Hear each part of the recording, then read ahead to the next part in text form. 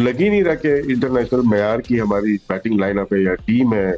तो बड़ा अफसोस होता है देखने का। ये नहीं है कि हम हार रहे तो बात, हम पास में भी हारते हुए हैं, लेकिन हथियार प्लेन में नहीं डाले, फाइट करते हुए आखिर तक जाते हैं। यहाँ तो आप राशिद, हथियार तो वो लोग डालते हैं ना तो वो खेलने वाले हो, इनको हथियार चलाना भी आते हो। भाई आपके हाथ में बंदूक है, आप अपने पैर पे मार रहे हैं, मतलब वो हालत हो गई कि आपके पास मतलब ना अपने मतलब गोली चला रहे हैं इधर उधर उधर अपने घर में चला रही। न्यूजीलैंड का ये जो अखबार है द पोस्ट, ये भी यही बात कर रहा है कि पाकिस्तान टीम इतनी खराब टीम है और बांग्लादेश से भी नीचे उन्होंने कहा है कि बांग्लादेश से भी खराब गेम खेल रहे हैं। क्या हम उस पुरानी जगह पे खड़े रह गए और बाकी बहुत आगे निकल गए हैं कि बाकी भी आगे निकल गए, हम और पीछे चले गए? और इंडिया का मुझे बताएं, इंडिया की टीम इतनी जबरदस्त क्यों हो गई है और हम क्यों बिल्कुल हमारी क्यों वाट लग गई है? लिटा कर घुसा कर बर्बाद कर दिया, तबाह कर दिया, गारत कर दिया, इस तरह से बर्बाद कर दिया। यहाँ पे हम लोग यही कह रहे थे कि सेल्फिश क्रिकेट पाकिस्तान में बहुत ज्यादा आगे हुई है।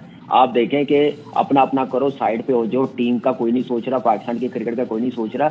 यही वजह है कि पाकिस्तान की क्रिकेट यहाँ तक आ गई है। टॉप ऑर्डर या बैटिंग तो चले अब एक तरफ रख लेते हैं, लेकिन जो बॉलिंग थी हमारी, जिस पर हमें बड़ा नाज था, कभी बल्कि अभी कुछ अर्से पहले तक ही था कि पाकिस्तान बॉलिंग लाइन में तो हमारे बॉलर्स का कोई सामना नहीं कर सका, वो भी तो नाकाम नजर आ रहे हैं। शाहीन आफरीदी हो, हारिस रऊफ हो, ये शादाब खान को भी हमने दोबारा ट्राई कर लिया। नए बॉलर्स भी लेकर आ रहे हैं, वो भी कोई ऐसी तबाही नहीं मचा पा रहे। मोहम्मद रिजवान उफ रिजू साइमन, तोबा करता हूं मैं बोलने से पहले मैं हैरान हूं, मुझे अफसोस हो रहा था कि टोटली एक्सपोज हो गया वो, कि उसके मतलब ऐसा लग रहा है कोरा कागज नहीं होता कोई, बिल्कुल मतलब किसी बच्चे को ले जाके वहां खड़ा कर दिया है और वो उसको नाच रहा है वहां पर। सारा कुछ उनका क्रिकेट बोर्ड कर रहा है, उनका क्रिकेट बोर्ड कर रहा है। उसके बाद उनके जो टीयर सिस्टम है कि वो पहले जो आपका जैसे राहुल द्रविड़ वो द क्लासिक एग्जांपल, वो अंडर 19 का कोच था। वही लड़के जब प्रोग्रेस किया तो वो इंडिया ए का कोच था। वही लड़के जब सीनियर टीम आया तो वो इंडियन सीनियर टीम का कोच था। तो हमारे यहाँ तो समझ नहीं आती कोच के देने क्या है। यार हम को इंडिया से नहीं कोच लेके आ सकते, ये जो धोनी है वो युवराज सिंह कहते हैं लाओ मैं कोचिंग करता हूं आपको। यार वो तो बड़ा जबरदस्त बंदा, मुझे पर्सनली बड़ा पसंद है युवराज सिंह। इंडिया का भी आप अरूज हम देख रहे हैं और हमें हमारे दिल को दुखता है हमारा, तो होता है बाकी मैच जो मर्जी हो, या 80 इंडिया तो जीत जाए या इंडिया दूसरे तो हार जाए।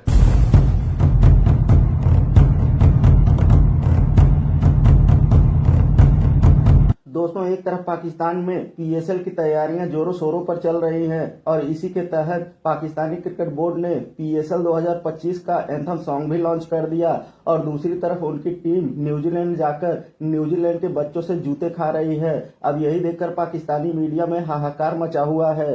दोस्तों, आइए देखते हैं इस पर पाकिस्तानी मीडिया क्या रोना धोना मचा रही है, फिर मिलते हैं वीडियो के अंत में। लग ही नहीं रहा कि इंटरनेशनल मैयार की हमारी बैटिंग लाइनअप है या टीम है। तो बड़ा अफसोस होता है देखने का। ये नहीं है कि हम हार रहे तो बात, हम पास में भी हारते हुए हैं, लेकिन हथियार प्लेन में नहीं डाले, फाइट करते हुए आखिर तक जाते हैं। यहाँ तो आप पहले सेशन में या पावर प्ले में मैचेज हार जाते हैं। ये बहुत गलत रवायत डल रही है कि आप 10 ओवर में ही मैच हारते हुए नजर आ रहे हैं।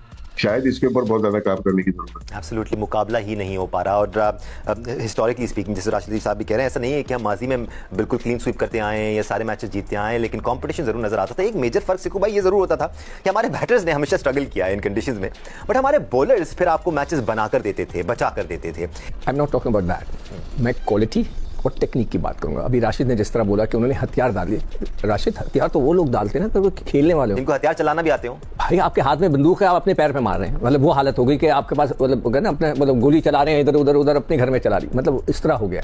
आपको टेक्निक ही नहीं पता। 235 ऐसे 29 अभी हमने निकाले उसके इंटरनेशनल मैच है रिजवान के, उसकी जो क्लिप्स चल रही हैं, जो क्लिप मैंने भी अपने फेसबुक में डाली है, मैं हैरान हूँ, मुझे अफसोस हो रहा था कि टोटली एक्सपोज हो गया वो, कि उसके मतलब ऐसा लग रहा है कोरा कागज नहीं होता कोई, बिल्कुल मतलब किसी बच्चे को ले जाके वहां खड़ा कर दिया है और वो उसको नाच रहा है वहां पर। बाबर को देखें स्लिप, वही स्टाइल ठक स्लिप।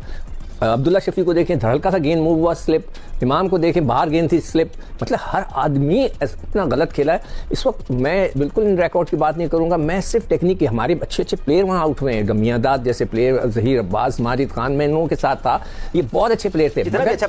स्विंग होता है, आउट होते हैं, देयर इज कोई उसमें कोई नहीं। मगर यहाँ थोड़ी सी शर्मिंदगी हो रही है, इसलिए कि मुझे लोग भेज रहे हैं इंडिया से, इधर से जो हमारे फैन है दुनिया भर में, मुझे लिख रहे हैं कि आप ये क्या हो रहा है। अब मुझे उसके बाद कोई जवाब नहीं है। बॉलिंग की आप बात कर रहे हो, टोटली फेल हो गए हमारे फास्ट बॉलर्स। लाइन और लेंथ है ही नहीं। मैंने कल भी जिक्र किया था, नया बॉल इनको कराना आता नहीं है। देखिए मैं फर्क बता देता हूँ लोगों को कि जो नया बॉल होता है वो कुदरती तौर पे जो है स्विंग होता है, आप उसको कलाइयों से उससे कंट्रोल कर सकते हैं, मगर कोई कराना नहीं चाहता, इसलिए कि वो जब स्विंग होता है तो आप कंट्रोल नहीं कर पाते। सब पुराना गेंद घिस के कराना चाहते हैं, किसी से बॉल नहीं हुआ। सिर्फ एक लड़के ने मुझे इंप्रेस किया, वो है सुफियान मुकीम।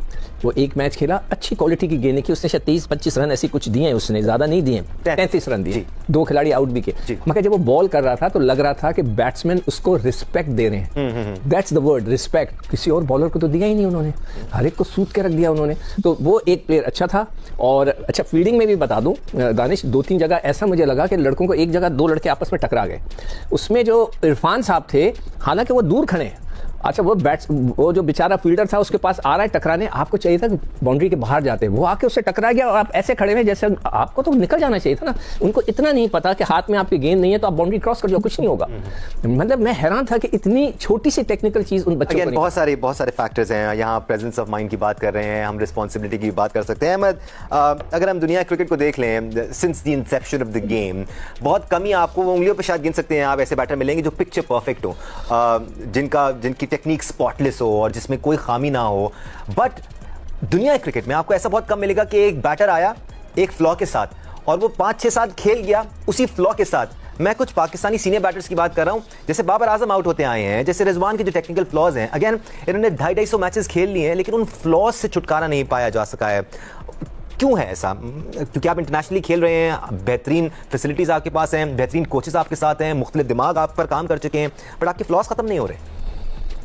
जी, जब आप गेम से बड़ा अपने आप को फील करें तो फिर इसी तरह होता है, इंसान को अपने आप की तरफ कोई गलतियां नजर आती नहीं है। और जब क्रिकेट बोर्ड के चेयरमैन को आपके आगे दुनिया नजर आना बंद हो जाए तब ये चीजें होती नहीं है। जब अकाउंटेबिलिटी ना हो तब इंसान अपने आप पे काम करता नहीं है। हर्षल गिब्स के बयान आपके सामने पड़े होंगे, वो उन्होंने गोल गोल घुमा दी बातों के। इंग्लिश की वजह वो नहीं है, इंग्लिश की वजह नहीं है, वजह ये है कि जब इंसान किसी को कुछ समझे ही ना, कुछ सीखना ही ना चाहे कि तुम्हें क्या पता है। जब कोचेज आपको कुछ बता रहे हो और प्लेयर्स आपके कह रहे हो कि ये this is not your job, आप अपना काम करें, काम से काम रखें, जब ये रिस्पेक्ट और इज्जत कोचिंग पैनल की और फिर वो एक्सेप्ट करके टीम के अंदर चले जाए, फिर यही होता है। और फिर आप चेक कर लीजिए, अभी मोहम्मद यूसुफ साहब बैटिंग कोच अभी आए, it's too early for him, लेकिन पहले भी वो सकलैन मुश्ताक के साथ रहे और जब भी कोई टीम की परफॉर्मेंस तब से या उससे पहले से खराब ही है। अभी टीवी पे बैठ के वो बाबर आजम की टेक्निक में फ्लॉज बता रहे थे, अब्दुल्ला शफीक की टेक्निक में फ्लॉज बता रहे थे। तो बाबर आजम की तो जब जो भी स्लिप लगी है, दोनों जो फुट थे वो अंपायर की तरफ से खुल के आउट हो गए। तो यूसुफ साहब इसको देख रहे हैं कि नहीं देख रहे हैं, वो कैसे ठीक कराएंगे ये उनको पता हो। रिजवान ने जो डांस किया कल पिच के ऊपर, यंगस्टर्स मुझे बताएं कि किसको देखेंगे? सीनियर प्लेयर्स को देखेंगे ना, कि टफ कंडीशंस भी आई हैं, जहाँ थोड़ा सा बाउंस है वहां पे हमारे सीनियर्स कैसे खेल रहे हैं, तो क्या सीखेंगे, क्या देखेंगे कप्तान से अपने? ठीक है, थोड़ा बहुत हो रहा है, लेकिन आपको ये मैं बताता चलूं, ये जो थोड़ा बहुत स्विंग था ये उनके टाइम पे भी हो रहा था, टॉसेस भी हम जीते, लेकिन वो अच्छी टेक्निक के साथ खेलते हैं और स्कोर डाल देते हैं। मसला ये होता है कि जब थोड़ा सा भी हो रहा और आपकी टेक्निक खराब हो जाए और आप उसको गंदी टेक्निक से खेल रहे हैं तो टीवी पे या ड्रेसिंग रूम पे ऐसा लगता है कि पता नहीं क्या हो रहा है। यही कोई अच्छे प्लेयर्स खेल रहे होते या उनके खेल रहे थे तो ये जरूर होता कि हाँ यार पिच में थोड़ा सा बाउंस है, पिच में थोड़ा सा सीम और स्विंग है, अच्छा बीट हुआ। लेकिन जिस तरह हमारे प्लेयर्स खेलते हैं वो उसको हवा बना देते हैं। ये गलत टेक्निक से जब खेलो तो इसी तरह लगता है कि हवा बन रहा है। तो ये आपकी टीम के हालात हैं दानिश, इसी वजह से जब आप प्लेयर्स जो हैं वो अपने आप को गेम से बड़ा कर देते हैं तो इसी तरह के रिजल्ट्स आते हैं। और यही वजह है, देखें हम और आप बैठे हुए थे ना यहाँ पे, जब यंगस्टर्स से हारे हमने कुछ नहीं कहा, कोई बात नहीं, आप ग्रूम कर रहे हैं, हम सिर्फ ये कहते थे कि और अच्छे वाले यंगस्टर्स भी पढ़े, परफॉर्मर्स पढ़े, आप उनको लेके आके भी ट्राई करें। लेकिन आप फिर दोबारा से अपनी सीनियर टीम के साथ आपके ये हालात हैं जहाँ पे डिसिप्लिन टीम के अंदर है नहीं, अकाउंटेबिलिटी है नहीं। यूसुफ साहब खुद बोलते रहे कि रिजवान जो है उसको नीचे आना चाहिए। अगर आपके पास वो क्लिप है तो वो आप लगाते क्यों नहीं है? तो क्लिप आप लगाएं जिसमें यूसुफ साहब बैठ के भी बोल रहे हैं कि रिजवान को तो नीचे आना चाहिए, वो प्लेयर ही नहीं है। तो अब तो उनके नीचे आने की वजह भी है, बिकॉज़ तैयब ताहिर को आप नंबर 4 पे भेज सकते हैं, उनको बेहतर यूटिलाइज कर सकते हैं। एक चीज ऐड करना चाहता हूँ, अभी ये कह रहे हैं ना अहमद के जी कोच की बात नहीं सुनते। मैंने जो सुना, हमें बताया गया कि बाबर अपना कोच लेकर आता है, जब वो अपने जो क्या नेशनल ट्रेनिंग सेंटर है उधर अपना कोच लेके आता है। तो मुझे नहीं पता पाकिस्तानी कोच को वो कैसे सुनेगा। क्या हम उस पुरानी जगह पे खड़े रह गए और बाकी बहुत आगे निकल गए कि बाकी भी आगे निकल गए, हम और पीछे चले गए? और इंडिया का मुझे बताएं, इंडिया की टीम इतनी जबरदस्त क्यों हो गई है और हम क्यों बिल्कुल हमारी क्यों वाट लग गई है? इंडिया की बहुत आइडियल केस स्टडी उन्होंने 2007 के बाद जब से आईपीएल आया और जब वो बांग्लादेश से हारे थे वर्ल्ड कप 2023 में 2008 में, दे डिसाइडेड कि उन्होंने अब प्रोग्रेस करना है। उन्होंने अपने सिस्टम्स डेवलप किए, उन्होंने पहले फॉरेनर्स बुलाए कोचेस और अपने ट्रेन द ट्रेनर प्रोग्राम्स किए और लोकल स्टॉक जो है ट्रेनिंग का वो पूरा किया। उन्होंने इंफ्रास्ट्रक्चर को पूरा किया, उनकी मार्केट बहुत डीप है, पैसे बहुत थे, उन्होंने right people for the right job रखा। ठीक है, अभी अब उनके 2 क्रिकेटर्स आए हैं बैक टू बैक, वरना उनका भी पॉलिटिशियन था शरद पवार, उधर रॉजर बेनी और सौरभ गांगुली आए हैं back to back. So that makes no difference. अब भी पॉलिटिशियन ही है ना, अमित शाह का बेटा ही आया हुआ है। नहीं, अब तो ये जो हेड कर रहा है बीसीसीआई को, तो रॉजर बेनी कर रहा है नहीं। सो इंडिया ने क्या किया है, उन्होंने अपने फर्स्ट क्लास क्रिकेट को, जिस ये शुएब कह रहा था, रेगुलेट किया, कंसोलिडेट किया। उसमें सर वो टूल्स लेके आए जो अब मॉडर्न क्रिकेट है। अब आप वो फरारी बन गए हैं, आप फियट हैं। उसमें अब आपको जो मैं बताऊं कि एक बायोमैकेनिक्स और किनेजियोलॉजी होती है कि वो हर प्लेयर को असेस करते हैं कि इसकी फिजिकल शेप कैसी है, इसका एक्शन कैसा है, इसकी इंजरी प्रिवेंशन कैसे होगी, इसका वर्कलोड कैसे होगा, वो सारा उनको पता होता है प्लेयर का। ये कहाँ पे डिलीवर करेगा, कैसे भागेगा, किधर इसने खड़ा सारा कुछ उनका क्रिकेट बोर्ड कर रहा है। उनका क्रिकेट बोर्ड कर रहा है। उसके बाद उनके जो टीयर सिस्टम है कि वो पहले जो आपका, जैसे राहुल द्रविड़ वो द क्लासिक एग्जाम्पल, वो अंडर 19 का कोच था। वही लड़के जब प्रोग्रेस किया तो वो इंडिया ए का कोच था। वही लड़के जब सीनियर टीम में आए तो वो इंडियन सीनियर टीम का कोच था। तो हमारे यहाँ तो समझ नहीं आती कोच के देने क्या है। तो आपने टोटल अरूज भी देखा, जवाल भी देखा, इंडिया का भी आप अरूज हम देख रहे हैं, और हमें हमारे दिल को दुखता है। हमारे तो होता है बाकी मैच जो मर्जी हो, या अस्सी इंडिया तो जीत जाए, इंडिया दूसरे तो हार जाए। हम तो इसके इस तरह हम क्रिकेट देखते हैं। ये जो काफी चीजें टेक्निकली पॉइंट आउट की हैं अनुमान ने, ये तो तमाम चीजें जो पाकिस्तान आराम से कर सकता है, क्यों नहीं करता? अभी डॉक्टर साहब ने इंडिया की टीम की एग्जांपल दी, देखें वो उन पे भी फेलियर आया। उन्होंने 10 साल के बाद एक आईसीसी की ट्रॉफी जीती थी 2024 में, जो उन्होंने जीती है। तो बीच में 10 साल के स्पैन में उन्होंने भी कोई आईसीसी की ट्रॉफी नहीं जीती है। लेकिन ये था कि उनको पता था कि ये प्रोसेस है और इस प्रोसेस में हर्डल्स आएंगी, लेकिन हम लोगों ने इस प्रोसेस को नहीं छोड़ना है। तो हमें उनको जरूर देखना चाहिए कि क्या डिसीजंस उन्होंने लिए। उन्होंने कभी भी अपना डोमेस्टिक स्ट्रक्चर नहीं चेंज किया। हाँ, जो रिक्वायरमेंट थी, जैसे डॉक्टर साहब ने कहा कि अगर उनका कोई प्लेयर इंजर्ड होता है तो वो कहीं भी बाहर नहीं जाता है, उसका ट्रीटमेंट उनकी नेशनल क्रिकेट अकेडमी में होता है। वहां पे केपेबल लोग हैं और वो पूरी असेसमेंट करते हैं, और वापस प्लेयर आता है, और जहां पे वो इंजर्ड